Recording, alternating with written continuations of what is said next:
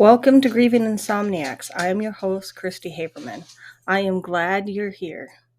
Thanks for being a part of our community. A few disclaimers before we get started. I am a licensed therapist. However, this podcast is not to be considered mental health therapy or counseling. It is for entertainment purposes only and is not associated with my counseling practice, Christy Haberman Counseling Services. Thanks for showing up. Welcome to Grieving Insomniacs. This is your host, Christy Haberman. And Kai the Wonder Dog, I don't know if you can hear her snoring back there in the background. We are recording today. It's a somewhat beautiful day here in South Dakota. So I wanted to say thank you to everyone that listened to my podcast in the last week. I had 1,000 listens or 1,000 plays of various episodes of Grieving Insomniacs, and I want to thank each and every one of you. If you were the ones that listened or are listening in now, I want to thank you for listening. It makes me feel heard.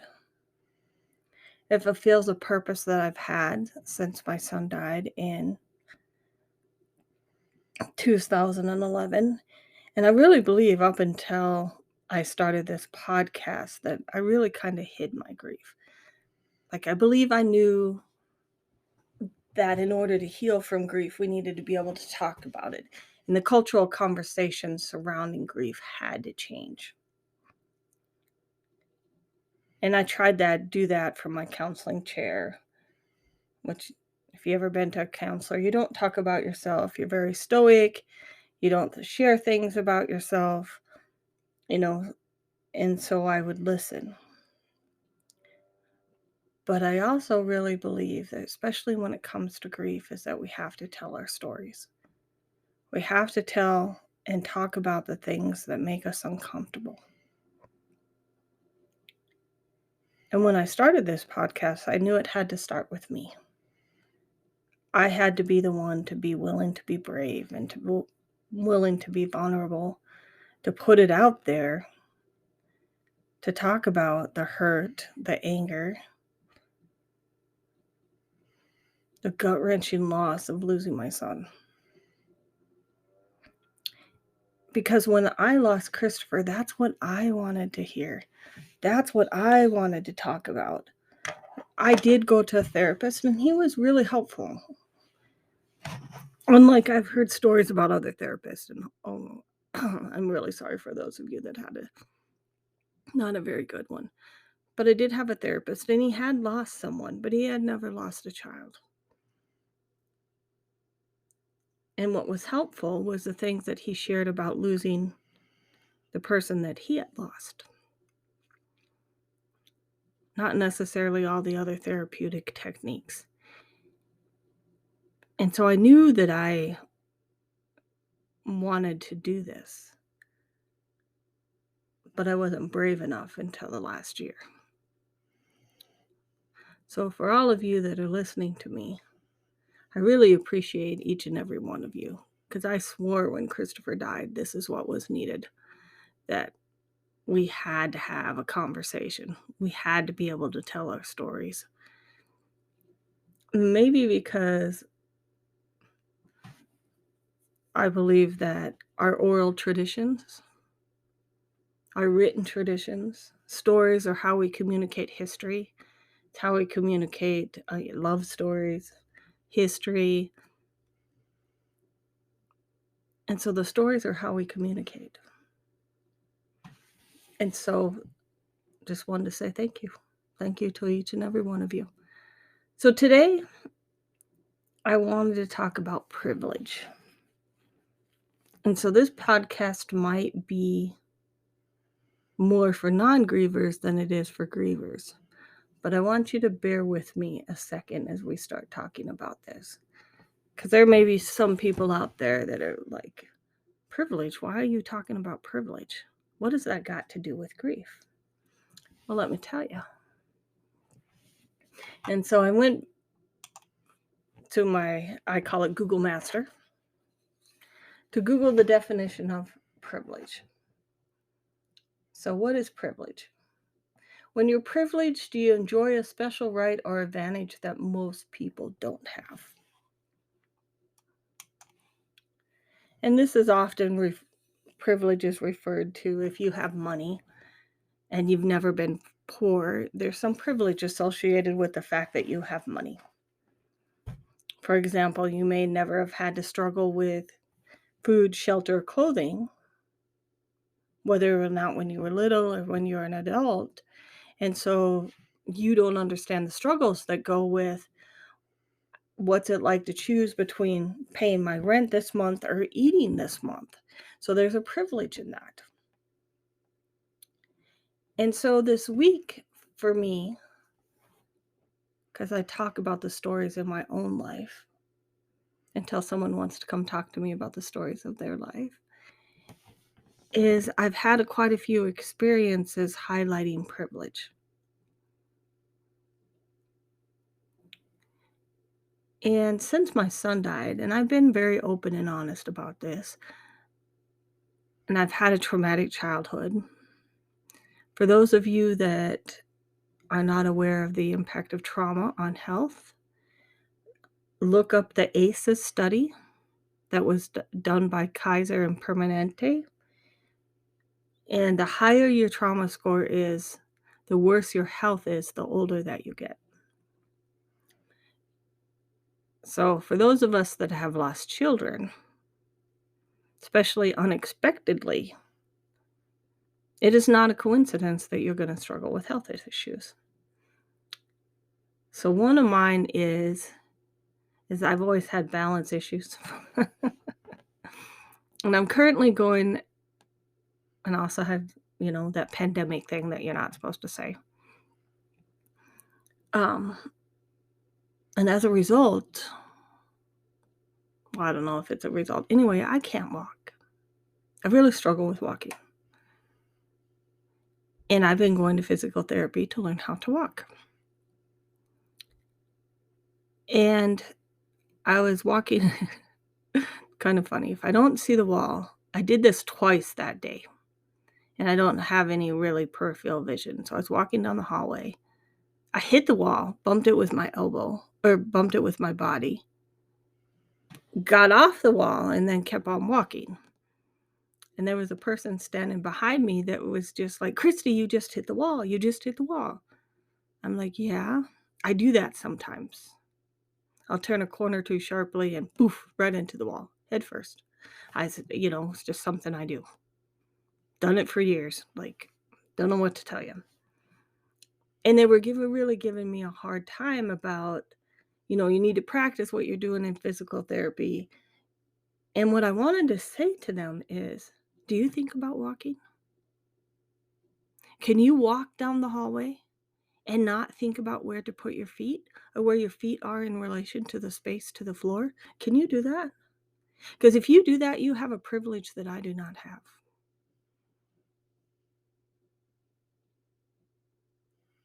So if there is something else on my mind, or it is what I call a clumsy day,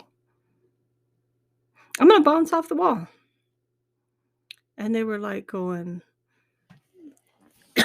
excuse me, they were saying how I'd never pass a DUI test. You're probably right. I never will because I can't walk a straight line.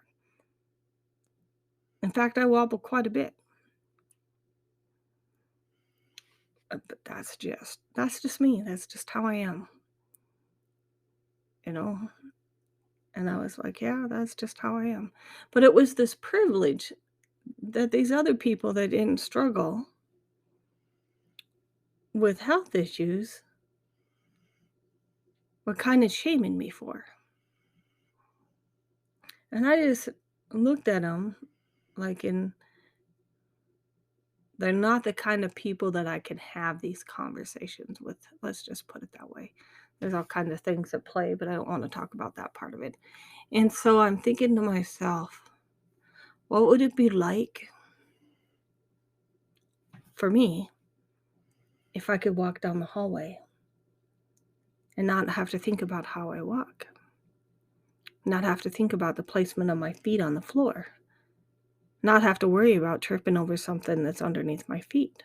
Or even go taking it a step farther, and when I turn the corner, being able to see it instead of, like, running into the wall. That's that's just me. And I thought, "Man, I'd like to be that." So then I was thinking about another instance where I work for the government. I'm not gonna say where, but it's easy to find. I work for the government. I don't know if you know about the government, but there's a lot of paperwork, like a lot of paperwork, and a lot of processes. And I had a coworker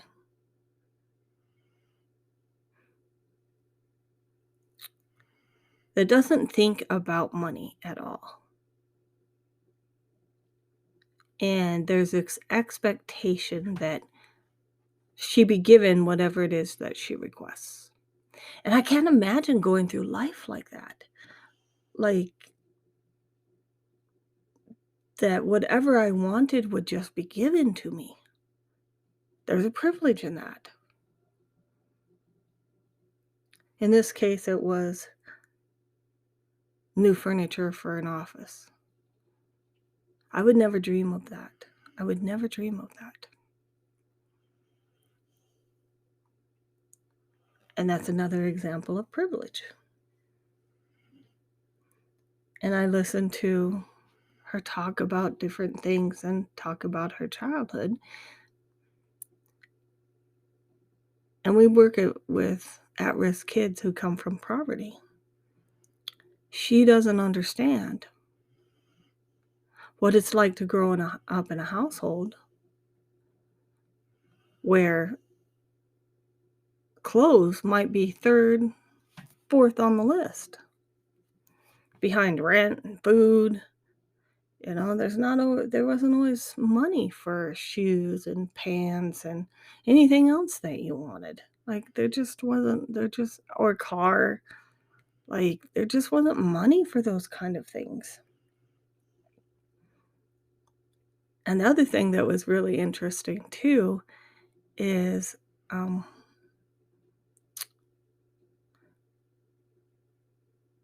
we had a police officer have to come to work for where I work. They're all scared of him. And I was talking to my best friend about it, and we were like, obviously never seen their parents get arrested before. And I've been a probation officer, so I've been around police officers a lot. So I wasn't uncomfortable, but my coworkers were. And they're like, "Oh, that's scary." Really? There's privilege in that. So you've never lived anywhere or lived in an area where there was a regular police presence. Okay? So there's privilege in that.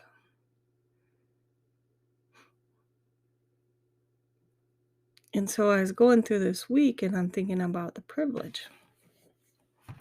So then it comes to grief. And it's Christmas time.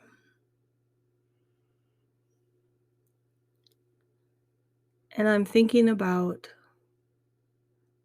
all of us that do not have our children with us.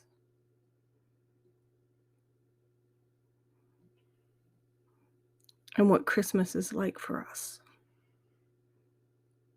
It's sad. A lot of us, once we lost our children, we became isolated from our families. For whatever reason, that happens. So we're alone. And we're not allowed to feel that way, right? Or the expectation from the people around us is we be happy, happy, happy that is Christmas. When the last thing you want to do is be happy. Well, there's a privilege of still having your living children around you. You have an advantage that we as grieving moms don't have. And I think if we start talking about the privilege of still having your children, how would that change our cultural conversation surrounding grief? I heard a lot of people complain about their children, complain about cooking, complaining about Christmas, complaining about Christmas presents. You know how much I would love to buy my son Christopher a Christmas present? Do you know how much I would like to have him around the table and cook a meal for him just one more time? There is a privilege in having your living children with you. And how would our cultural conversation change? Would we honor our children more if we talked about it like that? Would we shame grieving mothers less when we talk about it?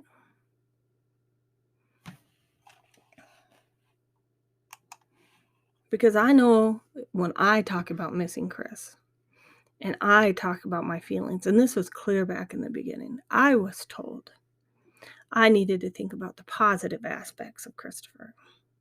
And I need to remember the good memories. As if somehow being sad was a shameful thing.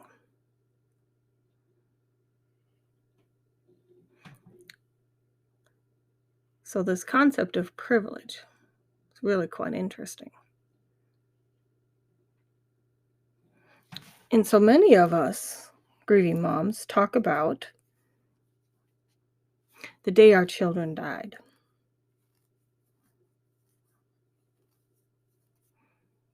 And that's the day I learned that the world is not a safe place, was the day my son died.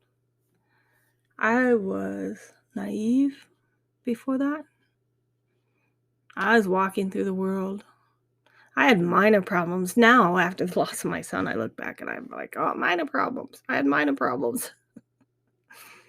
So I didn't get the job I wanted. I was still alive. My children were still alive. So Colin got a B in 9th grade instead of an A. That was a minor problem. Luckily, at the time, the teacher tried to make it a bigger problem, but I took it as a minor problem back then. But I know a lot of people that freak out when their kids get Bs. But your child's alive.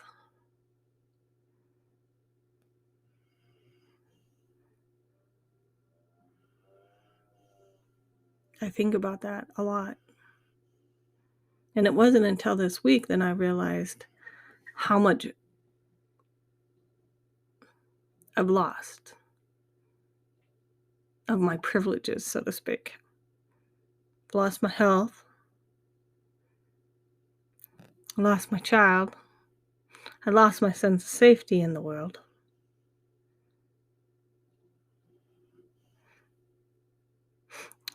So I encourage you, when you're sitting around the dining table for Christmas dinner, for those of you that still get invited, or you hear those messages about how you shouldn't be sad, ask them about their privilege. The privilege of having our children still be alive. So while I was thinking about privilege throughout this week,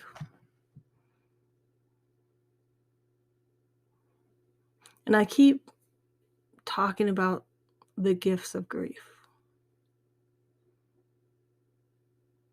And I think they change for everyone. And the reason why I call them griefs is or gifts, is because I'm trying to reframe it. I'm trying to reframe my grief into a way that I can see some of the changes I have made in who I am as a little bit more positive. I would rather have had my child than have to learn this, but it is what it is. And that's what I've learned to accept, that it is what it is. So when I think about this week, In the past, I would have walked off into the corner when that person said that to me, and they were really chewing me out. And it was out of the kindness of her heart. I keep telling myself it was out of the kindness of her heart. She was really concerned because it really bothered her to see me bounce off the wall and keep on walking. You know, it really bothered her because she couldn't quite grasp how that could happen. I try to keep it positively. In the past, I would have slunk off into the corner and I would have cried. And I would have said, there's something wrong with me. I'm a horrible person. I would have been embarrassed. I would have so many things.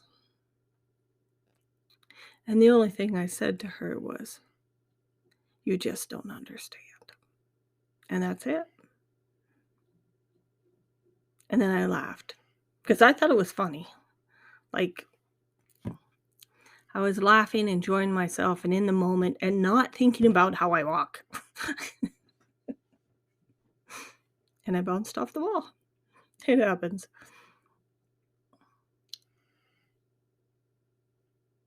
And then I was thinking about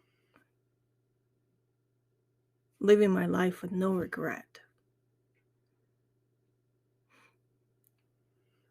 And the way that I don't have a bucket list. And I'm not traveling across the world and doing all of these things in the interest of living. But what I am doing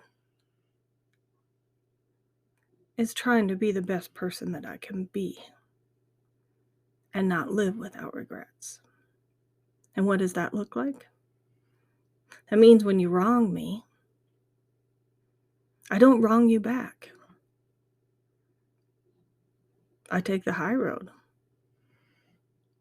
I turn around and I walk away.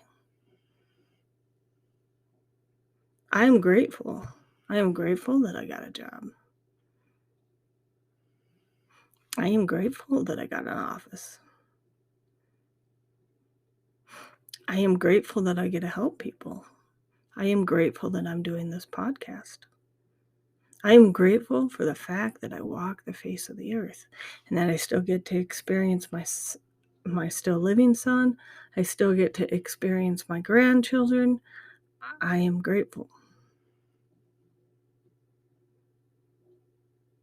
And the rest of it is just noise. And I was never like this before. I was always striving for the next best thing, then the next best thing, and trying to be better, to prove that I was better. And that has all gone away. You know, part of it is what's the point?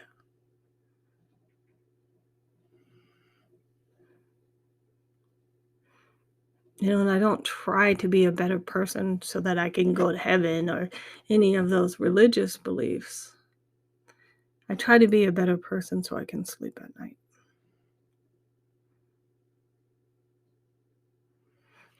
I recognize my limitations. And I don't push myself. I never would have done any of that if it weren't for the grief. If I wasn't forced to stop and examine my life in close detail and take it all apart and put it all back together again, I couldn't have done that the way I was living before. And this deep sense of connection that I have to Christopher, this deep sense of spirituality that I talk about just always, even at work, I talk about spirits and this and that and the other thing, and I'm not hiding who I am anymore. And all of it was because of the grief, because of Christopher, because of his influence. And so I walk away this week really understanding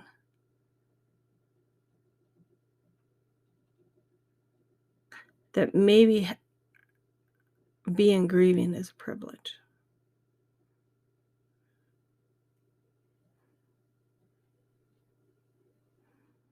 That maybe there's this deeper sense of spirituality and connection to our deceased loved ones that other people don't have. Because they have abstract thought, right? They have connections to something that's more abstract. My son was a living, breathing human being, and now he's a living, breathing spirit. And I love him. And that every loss of privilege that I have had since he died, the loss of my health, the loss of the sense of safety in the world, the loss of friends, the loss of families, it was all worth it to have had him in my life. Every single moment was worth it. And I'd do it again. I'd do it again in a heartbeat.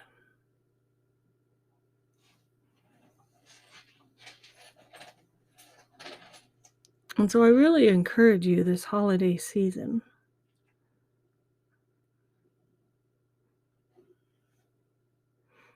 don't hide how you feel. Have conversations with people about their privilege. And when people understand that term now, because there's so much, workplace training about it, people understand privilege. Start talking to them about their privilege and not having their children die, not having to experience this deep grief that tears us apart.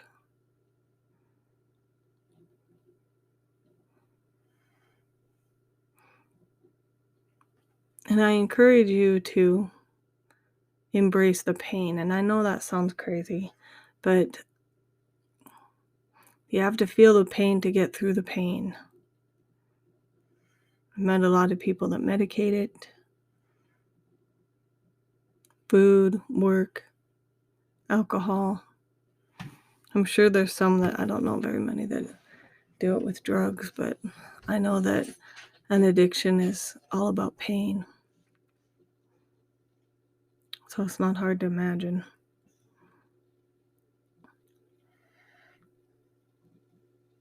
So just feel it, as painful as it is.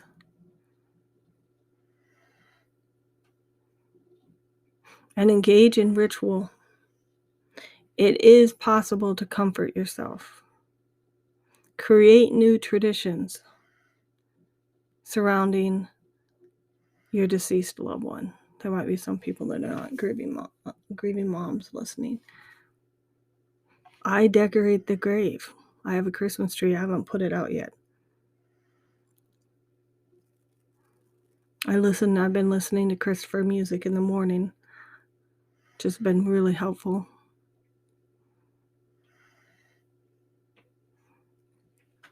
I don't meditate so much anymore, but I probably should start again. Meditating to feel closer to him.